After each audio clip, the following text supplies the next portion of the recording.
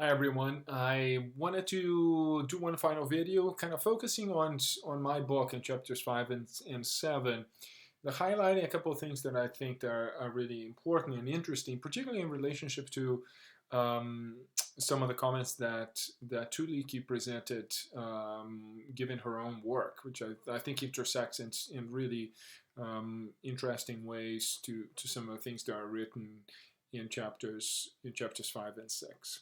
I think that one of the things that is really interesting is right from the beginning of the chapter, I cite Michelle Fricker and the work that she does on epistemic inequality, right, and inequity, and how her work is based on the idea of what happens and how it happens that certain people assign value to the ways of thinking and the ideas of others, often deflating the not just what is said, but the whole context through which what is said can be understood, and which means that being able to, as Tulika was articulating, to be able to kind of navigate these spaces in between, right? To anticipate potential, not just the critique or kind of a different rationality and different argumentation, but the ways in which certain populations, certain particular groups, organizations, and individuals create as part of their work environment, as part of the kind of values they attribute to certain things, not just a particular active bias towards something, like preference towards something, right? Privileging therefore certain actions, certain ways of thinking, but how they also deflate uh, part of other experiences, ideas, rationalities that are in dissonance from their own. So there's a negative element in two directions, which I think places the issues and the challenges around policy in very significant ways. And this leads back to on page 119 of the book, when you perhaps when you can see how Meg Hacklow talks about the idea that conflict and power are often related as kind of critical aspects of policy, and she articulates that uncertainty is one of the critical aspects of policy action, and talks about how politics finds its sources not only in power but also in uncertainty. Then the idea that we collectively engage in this exercise of wondering what to do, right? So there is this, on one side, a kind of more important kind of a little bit cynical but psychological aspects of how do we respond or fail to respond, right, to others, how we privilege and how we deflate ideas that might not be immediately resonant to us or familiar to us, and how then this work on the uncertainty, which is part of how do we kind of think about and direct ourselves toward change, or how do we respond to claims for change, right? And the ideas around equity and diversity are always claims for change, right? How do we do with kind of new practice, new peoples, new ideas, new needs, right? All that kind of stuff. And this, I think, is at the center of this idea of a kind of policy learning, and which is on page 118.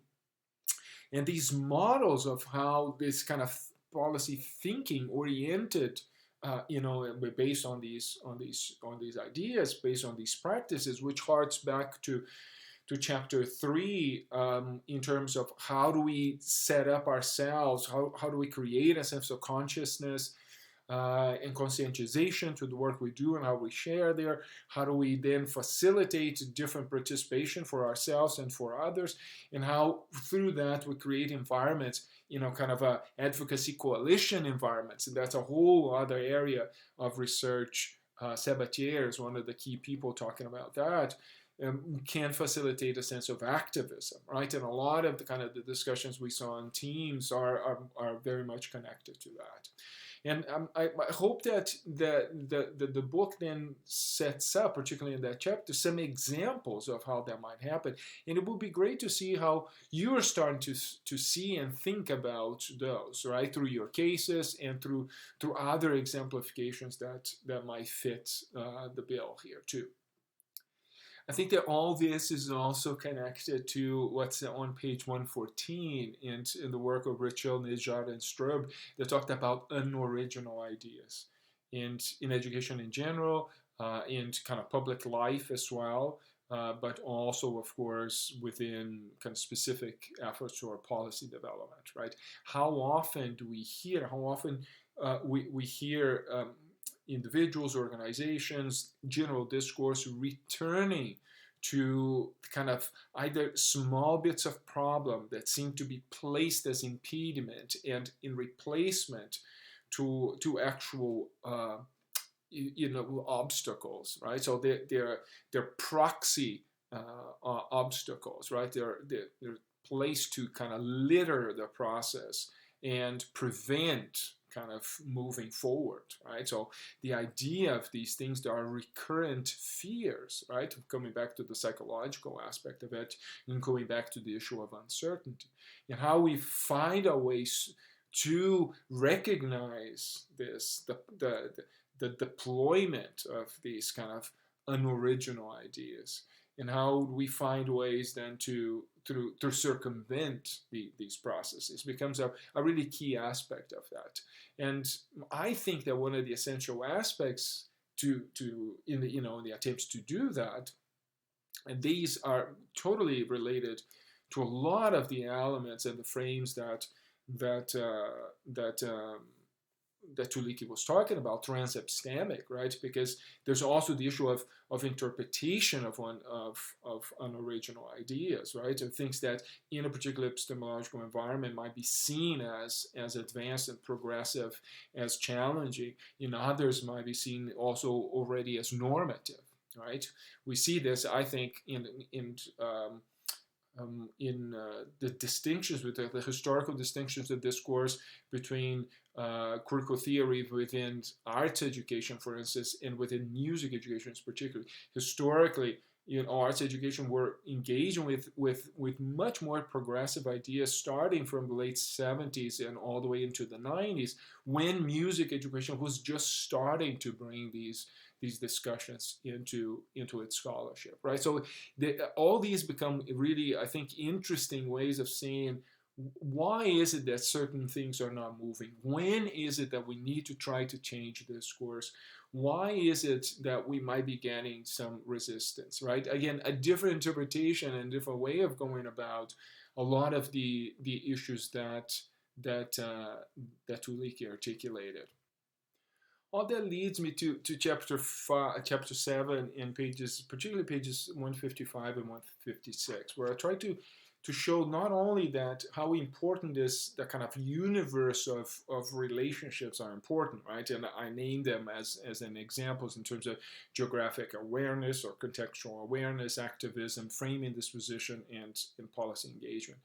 How it's not just that complexity matters, that bringing these different standpoints to bear in the ways we see a program, in ways we try to engage in curricular policy change, in the ways we communicate and about what we are trying to do to multiple multiple stakeholders, right? But it also matters the manner in which we try to bring these together, right? In how we try to see the consequences of approximating some of these elements. So on page 156, there's this visual representation of the difference between these elements, these four elements, brought together and separate as boxes, right? And when they are brought together, what happens when they start interacting with each other, and the possibilities we might see, and the other opportunities and issues that may emerge when we see that they are interrelated. So when I see and I'm thinking about the contextual elements, so the geography of policy and policy engagements as a policy practice, as well as policy tax, all of that, I'm starting to then have to think about responsiveness. How do I respond to others? How do I adapt? How do I engage? Right? As well as how do I contextualize what I'm seeing, why I'm seeing what I'm seeing, what I'm missing in the picture. When I bring geographic issues and activism, I cannot not think about accountability. How is accountability organized? Who is accountable to whom? What are the mechanisms? What are the taxonomies of value? How are these kind of hierarchies in power relationships engaged in that? How the issue of uncertainty plays about in this? Right? How formation of relationships matter? Right? How do I represent myself, others, the group, the ideas? Right? So I started to see that the moment I start organizing these things, not only I find these dimensions becoming more significant, but I'm also able to then see the picture in different ways, right? And in that, I think that the central aspect is I might be able to have a better understanding of the environment, and particularly over time, be able to be more strategic and bring potential change into their environment in more consequential ways. Hope this is helpful. I was really excited to see that, particularly given to Leaky's video as well. So thanks. Look forward to seeing you on Friday.